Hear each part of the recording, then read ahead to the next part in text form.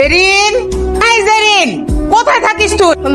মামি পাশের রুমে ঝাড়ু দিতেছিলাম। সারাদিন খালি ঘর ঝাড়ু দিলেই হবে? ফাঁকিবাজ কোথাকার। ওই ঘর ঝাড়ু দেওয়া শেষ করে তুমি এক গাদা কাপড় রাখছো, ওগুলো ধুবি। ও শোন, মাছ বের করে রান্দিস। আমি ওকে নিয়ে একটু বাইরে যাচ্ছি, ফিরতে দেরি হবে। ন্যাকামি কোথাকার, চোখ দিয়ে টপ টপ করে পানি পড়ে। আরে ঘুরতে যাচ্ছি বাইরে, কারোর সাথে ভাইগে যাচ্ছি না। সহ্য একটা লোক। শুয়ে শুয়ে 3 বেলা খাবার পাচ্ছ, বাড়ি ভাড়া, গ্যাস বিল, কারেন্ট বিল সব আমাকে মেটাতে হয়। কি দিছো তুমি আমাকে? সারা জীবন দিছো তো শুধু যন্ত্রণা, মহা যন্ত্রণা। এই তোর মামাকে গোসল করা দিস। গায়ে কি গন্ধ, গন্ধে এখানে যাওয়াই যাচ্ছে না, বুঝছিস? ওকে আমি খুব ফেলে দিয়েছি,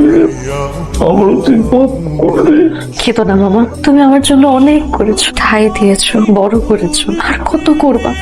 ক্ষমা চেয়ে আমাকে আর ছোট করো না। তুমি একটু ঘুমাও, কাপড় চোপড় ধরে রান্না বসাতে হবে, তুমি একটু ঘুমানোর চেষ্টা করো।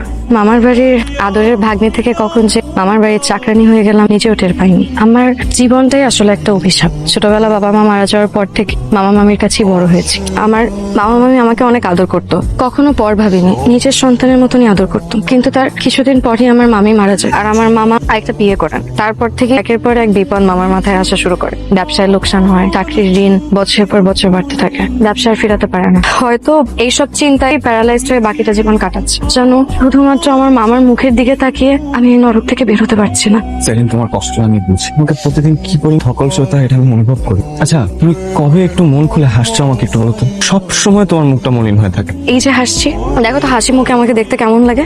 অসাল সেদিন তোমার হাত আমি কখনো ছাড়বো না। তোমাকে আমি কতটা ভালো এটা না তোমাকে আমি বুঝাইতে পারি না। আর তোমার চোখের দিক তাকালেই আমি বলতে পারি তুমি আমাকে কতখানি ভালোবাসো। এইটুকু বিশ্বাস আমার তোমার উপর আছে যে আমি ভুল মানুষ পছন্দ করি না। আর তুমি কি বলো তো, তুমি যখন চাকরি থেকে ফিরো প্রতিদিন রাস্তা থেকে তোমাকে দেখি একই নীল শার্ট পরা। তোমার কি আর শার্ট নাই? আমার না খুব কষ্ট হয়, আমি তোমাকে একটু সাহায্য করতে পারি। আমি তোমাকে একটা নীল রঙের শার্ট কিনে দিব। হ্যাঁ, এখন না, আমার হাতে যখন টাকা আসবে তখন আমি তোমাকে একটা সুন্দর দেখে শার্ট কিনে দিব। তুমি বলছো না আমার পাওয়া হয়ে গেছে। আচ্ছা এখন এখন আসি শিহাব। আচ্ছা কালকে দেখা হবে। বেঁচে থাকলে দেখা হবে, চলো।